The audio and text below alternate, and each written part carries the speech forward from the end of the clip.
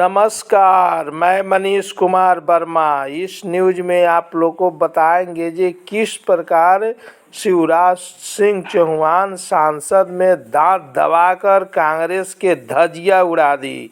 आइए चलते हैं पार्लियामेंट में, जहां पर माननीय शिवराज सिंह चौहान कांग्रेस का धज्जियां उड़ा रहे हैं कि उत्पादन की लागत पर कम से कम 50% लाभ जोड़कर ही एमएसपी तय की जाएगी। हमने तय किया। जब उधर की सरकार थी और तब स्वामीनाथन आयोग की सिफारिश आई थी, तो आपने तो एफिडेविट देकर मना कर दिया था कि 50% उत्पादन की लागत पर मुनाफा जोड़ के एमएसपी तय नहीं की जा सकती। एफिडेविट देके एक नहीं 4 मंत्रियों ने किया था। जो आपने नहीं किया वो नरेंद्र मोदी जी ने किया, क्योंकि मोदी है तो मुमकिन। लगभग 1410 मंडियों को इनाम प्लेटफॉर्म से जोड़ा गया है। इनाम एक मांग आधारित योजना है। ये राज्यों के ऊपर है कि वो अपनी मंडी, क्योंकि मंडी को जोड़ने का मतलब ये है कि राज्यों को इंटर मंडी, मतलब एक मंडी से दूसरी मंडी में व्यापार करने की अनुमति देनी पड़ती है। एक केंद्रीकृत लाइसेंस होता है, जिस एक लाइसेंस पर व्यापारी प्रदेश की हर मंडी में काम कर सकता है, व्यापार कर सकता है। लेकिन इसमें यह भी सुविधा है कि राज्य अगर अनुमति दे तो इंटर स्टेट व्यापार भी इसके माध्यम से होता है। माननीय सभापति महोदय, हमने ये भी किया कि योजना के अंतर्गत अब राज्य और केंद्र शासित प्रदेशों को इनाम संचालन का विस्तार करने और स्थानीय आवश्यकताओं को पूरी करने के लिए फंड मंजूरी देने की शक्ति को भी विकेंद्रित किया गया है। इसके लिए दिशा निर्देशों को संशोधित किया गया है।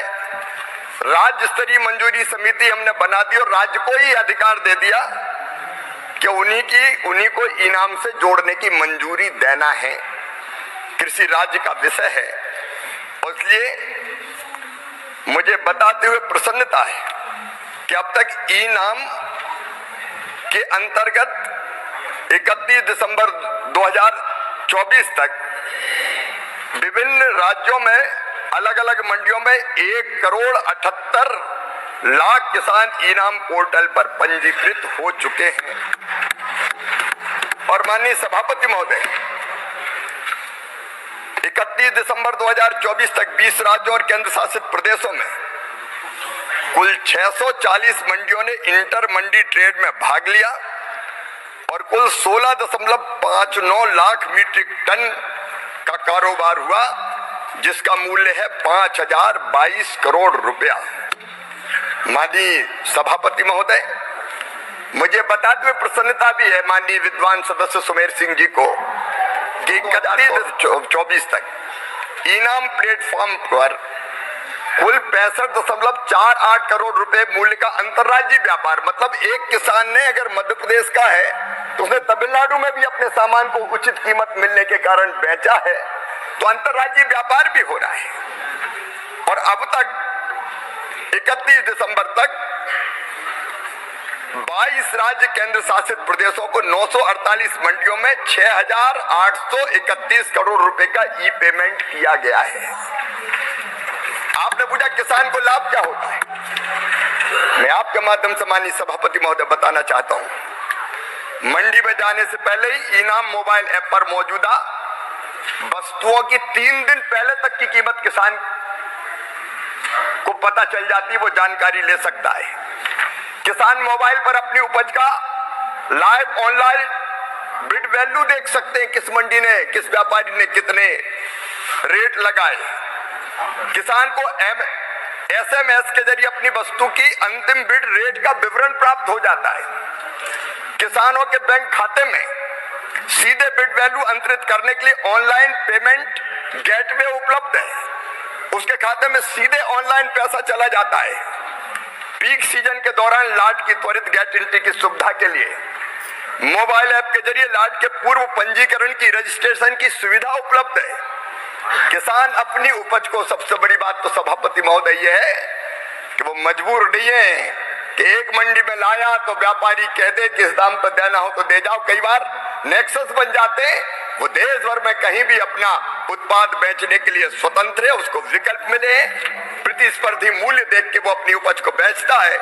इनाम देश भर में खरीदारों, व्यापारियों और किसानों के बीच सीधे व्यापार की सुविधा प्रदान करता है। इनाम प्लेटफॉर्म के तहत ऑनलाइन भुगतान की सुविधा है।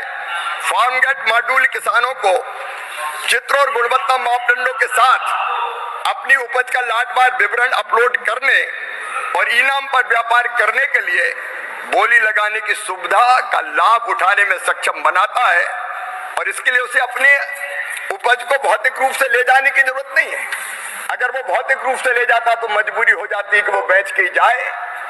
वो अपने घर बैठे अपनी उपज को बेच सकता है।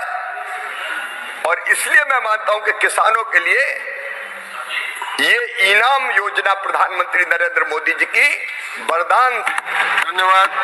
अगला प्रश्न क्वेश्चन नंबर 47 श्री संजय राउत।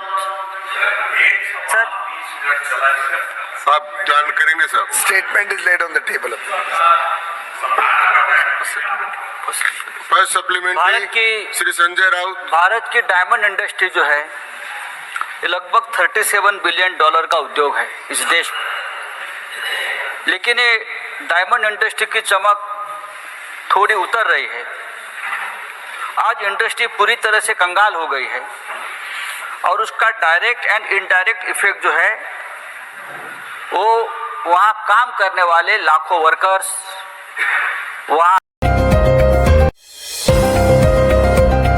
बढ़ाने के लिए MSJP न्यूज एक बार अवश्य देखें। अपना राय कमेंट बॉक्स पर अवश्य भेजें। जय हिंद, भारत माता की जय।